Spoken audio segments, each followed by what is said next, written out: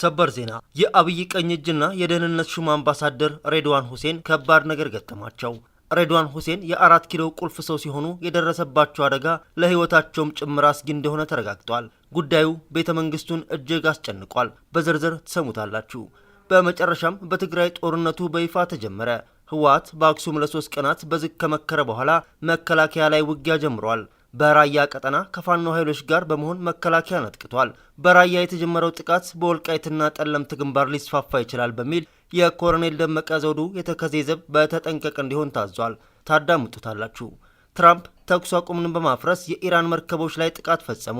በጥቃቱ የኢራን ባንዲራ ያውለበለቡ መርከቦች በእሳት መንደዳቸው ተረጋግጧል። ይህን ተከትሎ ኢራን የአሜሪካ መርከቦችን በቶርፒዶ አነዳቸዋለሁ ስትል ዝታለች። ይህ አዲስ ፖስት ነው። የከበረ ሰላምታችን በያላችሁበት የዓለም ዳርቻ ይሁን። የተወደዳችሁ የቻናላችን ቤተሰቦች ለአሁኑ የተደመጡ ለእናንተ የሚመጥኑ ሰበር መረጃዎችን አጠናክረናል። ቪዲዮን ላይክ አድርጋችሁ በመጀመር እስከ መጨረሻው አብራችሁ እንድትቆዩ ግብዣችን ነው። ትራምፕ ተኩስ አቁሙን በማፍረስ የኢራን መርከቦች ላይ ጥቃት ፈጸሙ። በጥቃቱ የኢራንን ባንዲራ ያውለበለቡ መርከቦች በእሳት መንደዳቸው ተረጋግጧል። ይህን ተከትሎ ኢራን የአሜሪካ መርከቦችን በቶርፒዶ አነዳቸዋለሁ ስትል ዝታለች። በሆርሙዝ ወሽመጥ በኩል ወደ ኢራን ወደቦች የሚደረጉ እንቅስቃሴዎችን የዘጋችው አሜሪካ በኢራን ባንዲራ የሚንቀሳቀስ የጭነት መርከብን መጥለፏን ፕሬዚዳንት ዶናልድ ትራምፕ ተናግረዋል። ፕሬዚዳንቱ በሶሻል ትሩዝ ማህበራዊ ሚዲያ ገጻቸው እንዳስታወቁት ቱስካ የተሰኘው መርከብ የተያዘው ጉዞውን እንዲያቆም በአሜሪካ ባህር ኃይል የተሰጠውን ማስጠንቀቂያ ባለማክበሩ ነው። ኢራን የአሜሪካ እርምጃ የተኩስ አቁም ጥሰት እንደሆነ የገለጸች ሲሆን በትጥቅ የታገዘ የባህር ላይ ውንብድና ስትል ለጠራችሁ ለዚህ ድርጊት አጸፋውን እንደምትመልስ ዝታለች። እርምጃው እንደተወሰደ የተገለጸው ምክትል ፕሬዚዳንት ጄዲ ቫንስ ከኢራን ጋር የሚደረገው ጦርነት ለመቋጨት ፓኪስታን ውስጥ በሚካሄደው ሁለተኛ ዙር ድርድር ላይ የአሜሪካንን ልዑክ እንደሚመሩ ዋይት ሀውስ ካረጋገጠ በኋላ ነው። እስካሁን ኢራን በድርድሩ የመሳተፏን ነገር አላረጋገጠችም። የኢራን መንግስት መገናኛ ብዙሃን እንደገለጹት የአገሪቱ ባለስልጣናት የአሜሪካ እገዳ በተጣለበት ሁኔታ ድርድር ውስጥ አንሳተፍም የሚል አቋም ይዘዋል። ትራምፕ መርከቡን መጠለፉን ባስታወቁበት ልጥፋቸው ዛሬ የኢራንን ባንዲራ ያነገበ 900 ጫማ የሚጠጋ ቁመት ያለውና ክብደቱ ከአውሮፕላን ተሸካሚ የጦር መርከብ ጋር የሚቀራረብ ቱስካ የተሰኘ መርከብ የጣልነውን የባህር እግድ ለማለፍ ሞክረዋል፣ ጥሩ አልሄደላቸውም ሲሉ ጽፈዋል። አሜሪካ መርከቡን እንዲቆም ማስጠንቀቂያ ብትሰጥም እንዳልተቀበለው ገልጸዋል። ስለዚህ ባህር ኃይላችን ኢንጂን የሚገኝበትን ክፍል በመምታት አቁሟቸዋል ሲል የተወሰደውን እርምጃ ተናግረዋል። ቱስካ ከዚህ ቀደም በነበረው የህገወጥ ተግባር እንቅስቃሴ ምክንያት በአሜሪካ ግምጃ ቤት ማዕቀብ ተጥሎበታል። መርከቡ ላይ ሙሉ በሙሉ ቁጥጥር አለን፣ የተጫነውንም ነገር እያየን ነው ብለዋል። የኢራን ጦር ዋና መስሪያ ቤት ሀታም አልአንቢያ ቃል አቀባይ ባወጡት መግለጫ አሜሪካ ከኢራን የንግድ መርከቦች አንዱ በኦማን ባህር ላይ እያለ ተኩስ በመክፈት የጉዞ ስርዓቱን በማጥፋትና መርከቡ ላይ በመውጣት የተኩስ አቁም ጥሰት ፈጽማለች ብለዋል። ይህንን ያደረገችው ወታደሮቿን በማሰማራት እንደሆነ ጠቅሷል። ኢራን እስላማዊ ሪፐብሊክ ጦር ኃይሎች በቅርቡ ምላሽ ይሰጣሉ። ለዚህ በአሜሪካ ባህር ኃይል የተፈጸመው በትጥቅ የታገዘ የባህር ላይ ውንብድና ድርጊት አጸፋውን ይመልሳሉ ሲሉም ዝተዋል። ይህ በእንዲህ እንዳለ የኢራን አብዮታዊ ዘብ አዛዥ ከፍተኛ አማካሪ አሁን ያለው ግጭት በዚህ መልኩ የሚቀጥል ከሆነ ወደ ዓለም አቀፋዊ ጦርነት ሊያመራ እንደሚችል ማስጠንቀቂያ ሰጥተዋል። በተጨማሪም ኢራን በማንኛውም አዲስ ውጊያ ላይ አዲስ ያመረተቻቸውን የጦር መሳሪያዎች ለመጠቀም ዝግጁ መሆኗን ገልጸዋል። ጀነራል መሐመድ ረዛ ናቅዲ እንደገለጹት ግጭቶቹ ዳግም የሚቀጥሉ ከሆነ ኢራን እስከ ቅርብ ጊዜው አፕሪል 2026 ድረስ ያመረተቻቸውን ሚሳኤሎችና ድሮኖች ልታስወነጭፍ ትችላለች ብለዋል። የሚሳኤል ማስወንጨፊያዎቻችን ወድመዋል የሚለውን ወሬ ውድቅ ያደረጉት ናቅዲ ማስወንጨፊያዎቻችን በማንኛውም የብረታ ብረት ወርክሾፕ ውስጥ ማምረት እንችላለን በማለት የኢራንን የመቋቋም አቅም ገልጸዋል። በመጨረሻም በትግራይ ጦርነቱ በይፋ ተጀመረ። ህወሓት በአክሱም ለ3 ቀናት በዝግ ከመከረ በኋላ መከላከያ ላይ ውጊያ ጀምሯል። በራያ ቀጠና ከፋኖ ኃይሎች ጋር በመሆን መከላከያን አጥቅቷል። በራያ የተጀመረው ጥቃት በወልቃይትና ጠለምት ግንባር ሊስፋፋ ይችላል በሚል የኮሎኔል ደመቀ ዘውዱ የተከዜ ዘብ በተጠንቀቅ እንዲሆን ታዟል። ህወሓት ባለፉት ወራት ሲዝት እንደከረመው ጦርነቱን ጀምሮታል። በራያ ግንባር ከፋኖ ጋር በማበር መከላከያ ላይ ጥቃት ከፍቷል።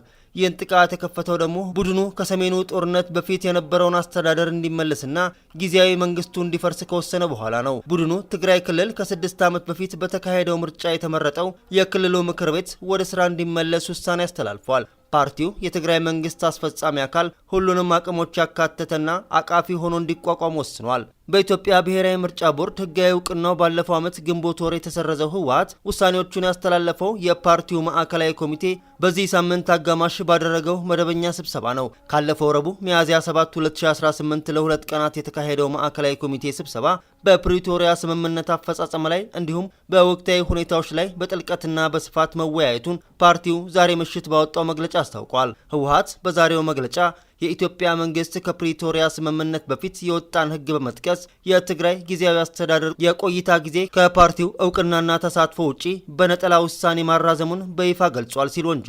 በዚህ መሰረት የፓርቲው ማዕከላዊ ኮሚቴ ስለ ሰላም ተብሎ ተገቶ ቆይቷል ያለውን የትግራይ ክልል ምክር ቤት ስራ ቀድሞ ወደነበረበት እንዲመለስ መወሰኑን አስታውቋል።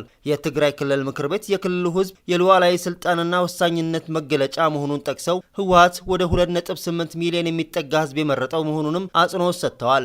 ህወሓት ይህን ቢልም የፌዴሬሽን ምክር ቤት በጳጉሜ 2014 ዓ.ም ከተካሄደው የትግራይ ክልል ምርጫ ጥቂት ቀናት ቀደም ብሎ ባካሄደው ስብሰባ ምርጫው እንዳልተደረገ የሚቆጥር የማይጸናና ተፈጻሚነት የሌለው ነው ሲል ውሳኔ ማሳለፉ ይታወሳል። የህወሓት ማዕከላዊ ኮሚቴ በዛሬው መግለጫው የትግራይ ህዝብ በመረጠው መንግስት የመተዳደር መብቱ ለረጅም ጊዜ የታገለለት ውድ ዋጋ የከፈለበትና የሉዓላዊ የስልጣን ባለቤትነቱ የሚረጋገጥበት እንደሆነ ገልጿል። ፓርቲው በዚሁ መግለጫው የትግራይ መንግስት አስፈጻሚ አካል ሁሉንም አቅሞች ያካተተና አቃፊ ሆኖ እንዲቋቋም ውሳኔ ማሳለፉንም አስታውቋል። ይህ የህወሓት ማዕከላዊ ኮሚቴ ስብሰባ የተካሄደው በፕሪቶሪያ ስምምነት መሰረት የተቋቋመው የትግራይ ክልል አካታች ጊዜያዊ አስተዳደር ፕሬዝዳንት የስልጣን ዘመን በድጋሚ ከተራዘመ ከአንድ ሳምንት በኋላ ነው። ጠቅላይ ሚኒስትር አብይ አህመድ የጊዜያዊ አስተዳደሩን ላለፈው አንድ ዓመት ሲመሩ የቆዩትን የሌፍተናንት ጀነራል ታደሰ ወረደን የስልጣን ዘመን ያራዘሙት በሚኒስትሮች ምክር ቤት በ2015 ዓ.ም የወጣ ደንብና ሌሎች ህጎችን በመጥቀስ ነበር። ይህ በእንዲህ እንዳለ በትግራይ ጦርነት ሊቀሰቀስ ይችላል በሚል ስጋት ያደረባቸው በርካታ ወጣቶች ወደ አዲስ አበባና ጎረቤት ሀገራት መሸሻቸውን ይህን ሽሽት ለመቀልበስ በትግራይ የጉዞ እገዳ የተደረገባቸው መሆኑን ተናግረዋል። በህወሓትና በፌዴራል መንግስት መካከል የተፈጠረውን ውጥረት ተከትሎ የዳግም ግጭት መቀስቀስ ስጋት የገባቸው ወጣቶች ከትግራይ ክልል እንዳይወጡ መንገድ ላይ ተይዞ እስከ መመለስ የደረሰ እገዳ እየደረሰባቸው መሆኑን ዋዜማ ራዲዮ ዘግበዋል። የትግራይ ወጣቶች በተከታታይ ወደ መሃል ሀገር መሸሽ በመቀጠላቸው ህገወጥ ስደተኞች ናቸው በሚል የእንቅስቃሴ ገደብ እያጋጠማቸው ነው ተብሏል። በየቀኑ ከክልሉ የሚወጡ ወጣቶች ቁጥር ከጊዜ ወደ ጊዜ እየጨመረ መሆኑ ያሳሰባቸው የትግራይ ኃይሎች በተለያዩ ስልቶች ሽሽቱን ለመቀልበስ ጫና እየፈጠሩ መሆኑን ለጉዳዩ ቅርበት ካላቸው ምንጮች ያሰባሰብነው መረጃ አመላክቷል። በትግራይ ክልል ከቅርብ ጊዜ ወዲህ በአመዛኙ ወጣቶች የሚበዙባቸው የትራንስፖርት ተሽከርካሪዎች እንዳይንቀሳቀሱ እስከ መከልከል የደረሰ ገደብ እያጋጠመ ነው። በተለይ የጉዞ መስመራቸው ወደ አማራና አፋር ክልሎች በኩል የሆኑ ተሽከርካሪዎች ወጣቶችን በብዛት ጭነው የትግራይ ኃይሎች ኬላውን አልፈው መሄድ እንደማይፈቀድላቸው በድብቅ ተጉዘው በአዲስ አበባ ከደረሱና ከዚህ ቀደም ከመንገድ ተይዘው ከተመለሱ ወጣቶች ሰምተናል። ከተሳፋሪዎች መካከል በርከት ያሉ ወጣቶችን የጫኑ ተሽከርካሪዎች የኬላ ፍተሻ ጣቢያዎች ላይ ለሚገኙ የትግራይ ኃይሎች ገንዘብ ተከፍሎ ካልሆነ ማለፍ ፈታኝ መሆኑን ወጣቶቹ ተናግረዋል። በዚህም ከተለመደው የትራንስፖርት አገልግሎት በተለየ ሁኔታ ወጣቶችን በድብቅ በእግር የፍተሻ ጣቢያዎችን ለማሳለፍ እንደሚገደዱ አንድ ዋዜማ ያነጋገረችው አሽከርካሪ ጠቁመዋል። ቀደም ሲል ወጣቶች ከትግራይ እንዳይወጡ የኬላ ቁጥጥር የነበረው በአማራና አፋር አዋሳኝ አካባቢዎች እንደነበር ምንጮች ገልጸዋል። ከቅርብ ጊዜ ወዲህ ደግሞ ከመሃል ትግራይ ከተሞች ጭምር በብዛት ወጣቶችን ያሳፈሩ ተሽከርካሪዎች ወደ አማራና አፋር ክልሎች መስመር እንዳይንቀሳቀሱ እየተከለከሉ ነው። በጭነት ተሽከርካሪዎች ጭምር በሌሊት ከትግራይ ለመውጣት የሞከሩ ወጣቶች በፖሊስ ተይዞ በማቆያ ካምፕ እንደሚገኙ ሰምተናል። ከ10 ቀናት በፊት የትግራይ ክልል ፖሊስ ኮሚሽን በአንድ ሳምንት ገደማ ብቻ በድብቅ ከትግራይ ለመውጣት የሞከሩ ከ150 በላይ ወጣቶች በፖሊስ ተይዘው መመለሳቸውን ተረድተናል። ከሳምንት በፊት በቀናት ልዩነት በተከታታይ ህገወጥ ስደተኞችና ኮብላዮች ብሎ ያጋለጣቸውን 171 ወጣቶችን መያዙን የትግራይ ፖሊስ ኮሚሽን በፌስቡክ ገጹ ያሰራጨውን መረጃ ያመለክታል። ወጣቶች ወደ መሃል ሀገር እንዲሸሹ ያስገደዳቸው የዳግም ግጭት ውጥረት ያስከተለው የግዳጅ ውትድርና አገልግሎት መሆኑን ይናገራሉ።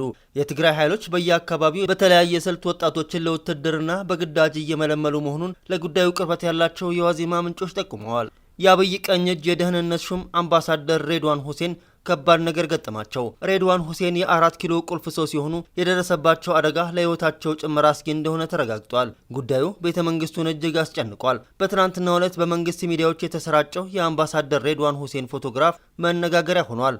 አምባሳደሩ ጸጉራቸውን ተላጭተውና ግንባራቸው ተሰንጥቆ የሚያሳየው ፎቶ አምባሳደሩ ምን ገጠማቸው ያስባለ ሆኗል። መረጃዎች እንደሚያመላክቱት አምባሳደሩ በህመም ላይ ይገኛሉ።